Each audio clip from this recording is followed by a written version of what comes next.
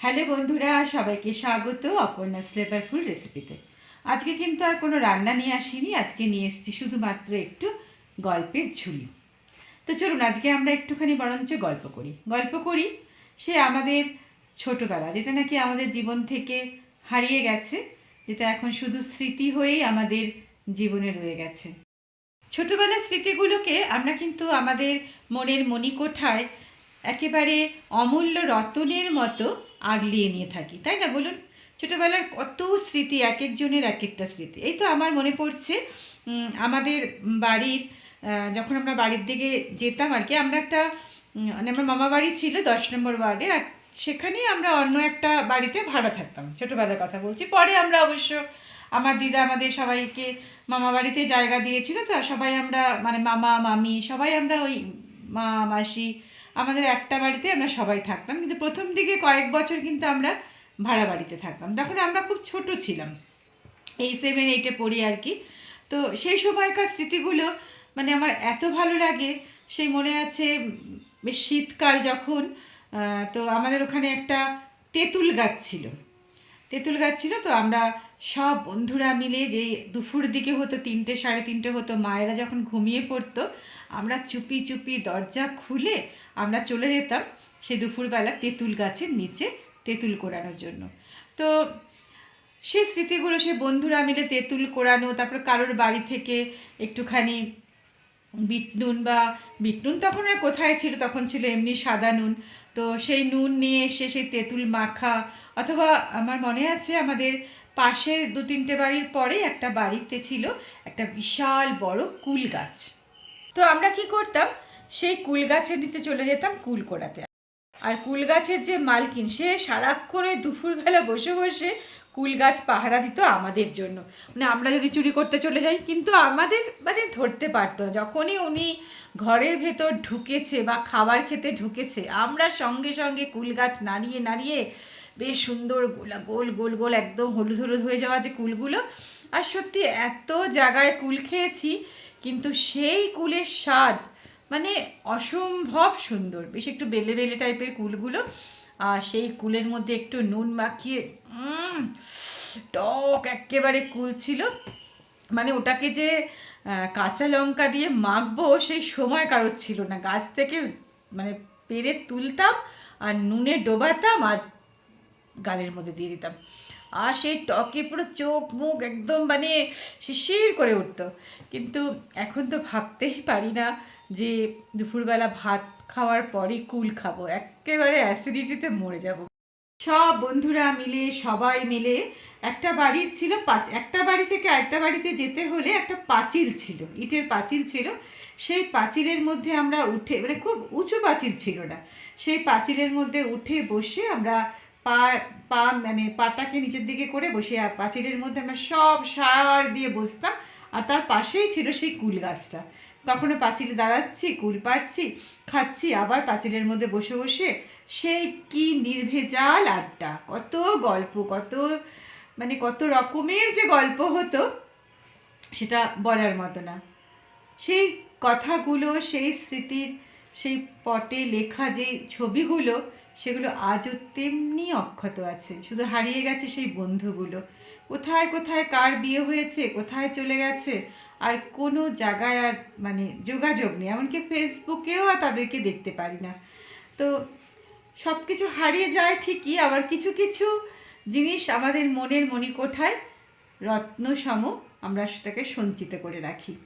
এখন যখন একা একা ঘরের কোনায় বসে থাকি, দুপুরবেলা কোনো কাজ নেই, চুপচাপ এক জায়গায় বসে থাকি, তখন খুব মনে পড়ে সেই ছোট্টবেলার বন্ধুদের কথা। যদি পেতাম একসাথে বেশ জমিয়ে আবার সেই কুল খেতে খেতে, বা টমেটো মাখা খেতে খেতে, অথবা পেয়ারা মাখা খেতে খেতে বেশ সুন্দর করে কিন্তু গল্প করা যেত, তাই না? মনে পড়ে সেই সব স্কুলের দিনের কথা। স্কুলে তখন মানে আমরা যখন স্কুলে পড়তাম, মানে আমাদের সময়, আমরা তো গভর্নমেন্ট স্কুলে পড়াশোনা করেছি, তখন সবার অবস্থাই কিন্তু খুব নিম্নবিত্তের ছিল, খুবই খারাপ অবস্থার মধ্যে সবার দিন কাটতো। শুধু আমাদের বলে না, আমাদের বন্ধু বান্ধব সবারই। তাই তাদের কারোর মধ্যেই কিন্তু বিলাসিতাটা ছিল না।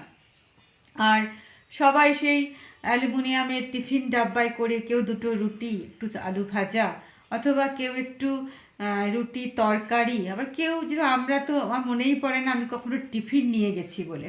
তো আমার মাস্তাতো বোন সে একই স্কুলে পড়তো, তো আমার মাসি ওকে টিফিন করে দিত, কখনো চিড়ে ভাজা, চিড়ের পোলাও আর কি, কখনো সুজির উপমা।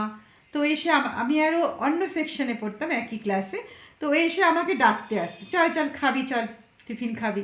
তো আমার খুব লজ্জা করতো, কারণ ভাবতাম ওর মা ওর জন্য টিফিন বানিয়ে দেয়, আমারও মাসি, নিজের মাসি, তবুও মা মেয়েকে টিফিন বানিয়ে দিচ্ছে, কি দরকার সেখান থেকে, আমি যদি প্রতিদিন সেখান থেকে টিফিন খাই তা তো ওর একটু কম হয়ে যাবে। তো আমি বলতাম না না আমি খাবো না, আমার খিদে নেই, এই বলে মানে ওকে আমি বলতাম তুই টিফিনটা খেয়ে নে। তো সত্যি কথাই বলছি বন্ধুরা, দুপুরবেলা কিন্তু খিদে পেতো না। সেই সকালবেলা আমার মনে আছে, আমরা 9টার মধ্যে স্কুলে যাওয়ার জন্য আমার মা ভাত, ডাল, তরকারি, ব্যাস এই তো খেয়ে যেতাম স্কুলে যাওয়ার সময়। গরম গরম ভাতের সাথে একটু ডাল, তার সাথে কখনো একটু আলু ভাজা, অথবা কোনো একটু কুমড়ো আলুর তরকারি, ব্যাস এই ওইটুকুই কিন্তু পরম তৃপ্তিতে আমরা খেতাম। কি ভালো লাগতো, খিদের মানে তখন খিদে পেত, প্লাস ওই খাবারটা খাচ্ছি, বেশ ভালো লাগতো। আর ভাবতাম কখন জামা কাপড় মানে স্কার্ট ব্লাউজ আর দুটো বেনুনি করে, তো বেনুনির মধ্যে দুখানা সাদা রঙের ফিতে লাগিয়ে, সেটা মাই করে দিত, কারণ চুল ছিল অনেক বড়। এখন চুল দেখে ভাববেন না, তখন মাথা ভর্তি চুল ছিল। তো মা দুটো বিনুনি করে দিত, আর আমরা সেই বিনুনি ঝুলিয়ে পিঠে একটা ব্যাগ নিয়ে চলে যেতাম স্কুলে। এখনও মনে আছে জানেন বন্ধুরা, আমরা যে কেস পরতাম, অনেক সময় কেসটা এত পুরনো হয়ে যেত, কেসের নিচটা, জুতোর কেসের যে নিচটা আর কি, ওটা ছিঁড়ে যেত। ওটার থেকে রাস্তায় ঘষা লাগতে লাগতে আমাদের যে মোজা পরতাম, সেই মোজাটাও ছিঁড়ে যেত। পিঠের ব্যাগটা, সেটাকে সেফটি পিন লাগিয়ে আমরা ইউজ করতাম, কিন্তু তার জন্য এতটুকু দুঃখ ছিল না, ছিল এক রাশ আনন্দ।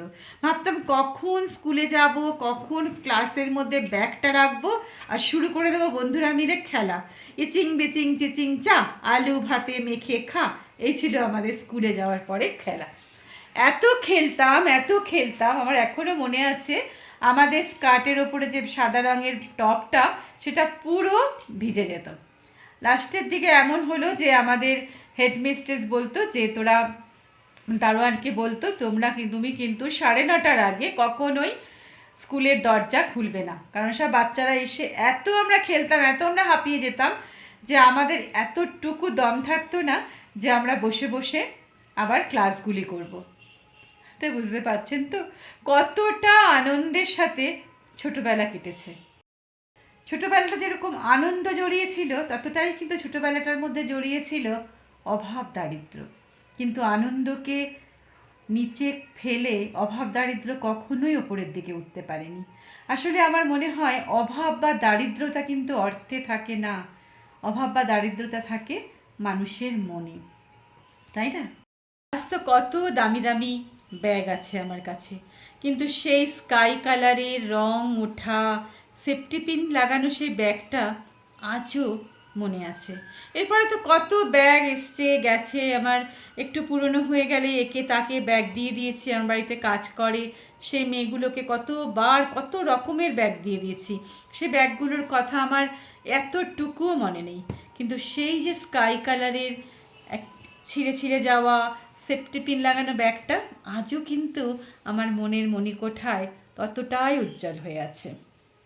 আর মনে পড়ছে ছোটোবেলায় আমাদের স্কুলের সামনে যখন টিফিন পিরিয়ড হতো, তখন একটা ভদ্রলোক, মানে একটা লোক আর কি, তো সে একটা ঝুড়ির মধ্যে করে, তো এই ছোটো ছোটো কুল, এই কুলগুলোকে কী বলে আমি জানি না, লাল লাল এইটুকু গুড়ি গুড়ি কুল, সেই কুল একটা ছিল, বড় বড় কুল একটা, সবুজ সবুজ কুল, আর ছিল আলু কাবলি, এই নিয়ে তো সে বসতো।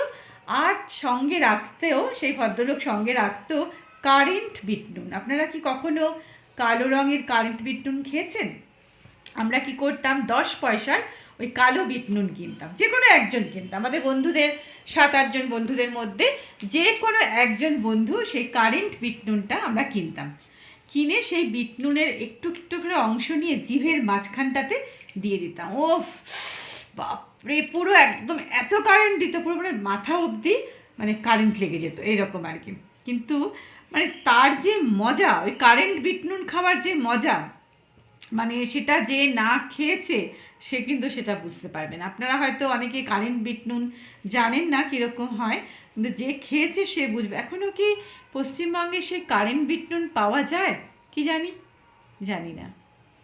এরকম কিন্তু অনেক অনেক অনেক ছোটোবেলার গল্প আছে আমাদের সবার, তাই না বন্ধু? আজকে এই পর্যন্ত বলছি, কারণ ভিডিওটা লম্বা হয়ে গেলে তো দেখতে ভালো লাগবে না। সামনের দিন আবার নিয়ে আসবো এইরকমই সুন্দর সুন্দর ছোট্ট ছোট্ট ভিডিও। যে ভিডিওতে থাকবে আমাদের সবার স্মৃতি মোড়ানো ছোট্টবেলার শৈশব।